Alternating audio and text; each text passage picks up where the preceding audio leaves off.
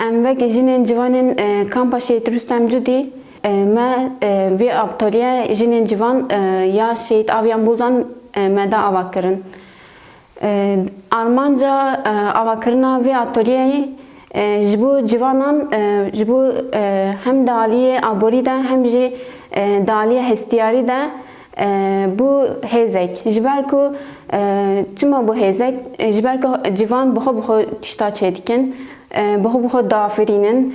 Ev yani ev der nevek em dikan berê xwe didin. Ev vek mala me ye ku em her roj tên em berê xwe didin. Em hem tişta çêdikin hem jî em moralê didin hevdû. Vek bileklik yan jî vek ristik, vek kefiye, guhar. Em tiştên vek vana çêdikin û em difroşin. Heta îro heşt endamê me hene. Her roj yek yan jî du kes tê ji bo berê xwe bide vê derê nöbet digire. Ser sibê heta êvarê hem nöbet digire hem jî tişta çêdikin. Ger mesela siparişek bê endamê me çêdikin. Tiştên ku endamê me çêdikin em dibin bazara Maxmûra Xarê vê derê difroşin. Hem jî li Silêmanî Hewlêr û dibin Awropa vê derê difroşin. Piştî ambargoya ser kampa Şehit Rüstem Cudî em nikarin tiştê xwe rê bikin Awropa. Ez di sala dîde ez endama vê derê me. Dema ku ez hatim jî mesela min nizanibû çêkim.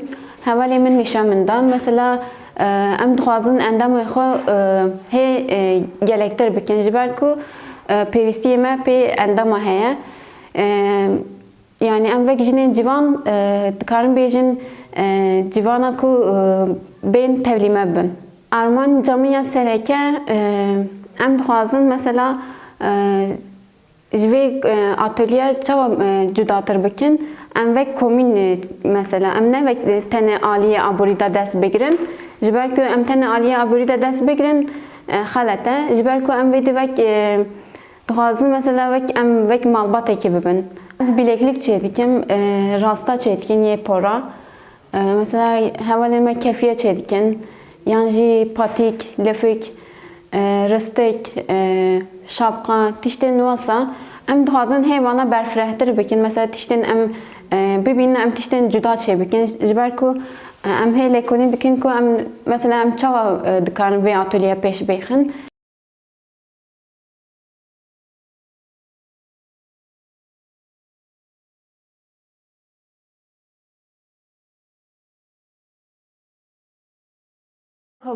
Ez ji endamê kooperativa Şehit Aviyan Buldan ez vê kooperativê de ez kar dikim. Ev kooperativ ji 2019 heye niha kar û xebatan de demeşandin bi şewekî resmî. Em jî di vir de tiştên ku ji destê me were vek bazin rûstekî yên ku em bikaribin çê bikin. Em hem di aliyê aborî de em alîkarî bidin malbata xwe, em hem ser malbata xwe nebin bar. Vek jinek ciwan em bikaribin ku ser piyan xwe bisekinin. Em ji ber vê sedemê em di vê kooperativê de em kar û xebata de dimeşandin. Di vê kooperativê de kar û xebatên ku tên meşandin bi şêweyê komînal dimeşe. Yani tiştên ku ez çê dikim, yani ne ez tiştên ku çê dikim ku ez biçim tenê wan bifroşim. Tiştên ku em çê dikin, hemû tişt yani ne ez em bi şêwê vek min gotê komînal tê meşandin.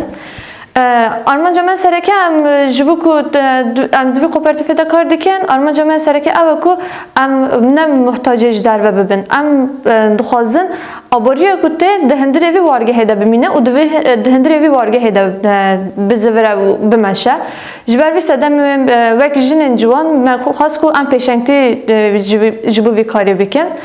Ji ber ku niha rê hatine girtin, tiştên ku em çê dikin wek kefiye û her veke din, em li Maxmûra Xarê, li bazara Maxmûra Xarê em didin, em li wê derê difroşin. Ji ber ku wek min gotî rê hatiye girtin, milê Awropa'da têkiliyên me yên wan derine zêde van demê dawî nînin. Ji ber wê sedemê niha tenê di Maxmûra Xarê de û di wargehê de sînordar dimîne. Tiştên ku ez çê dikim rasta bazin û ristek û her weke din tiştên wisa ez çê dikim.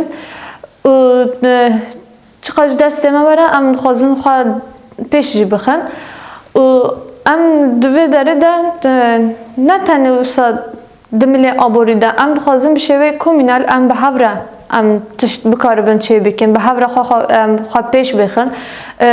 Ji ber vî sedemê em dixwazin endamê me jî zêde be. Em niha 8 endam divê kooperatifê de em kar dikin. Em dixwazin ku jinên ciwan bibe pêşengtiya vê karê ku em bikaribin aboriya xwe em bi xwe qezenç bikin. Em nebin muhtacê yên ji derve ya jî muhtacê zilamekê. Em dixwazin karê xwe bi xwe çê bikin û em bi xwe aboriya xwe em bigirin ku em bikaribin ser piya bisekinin.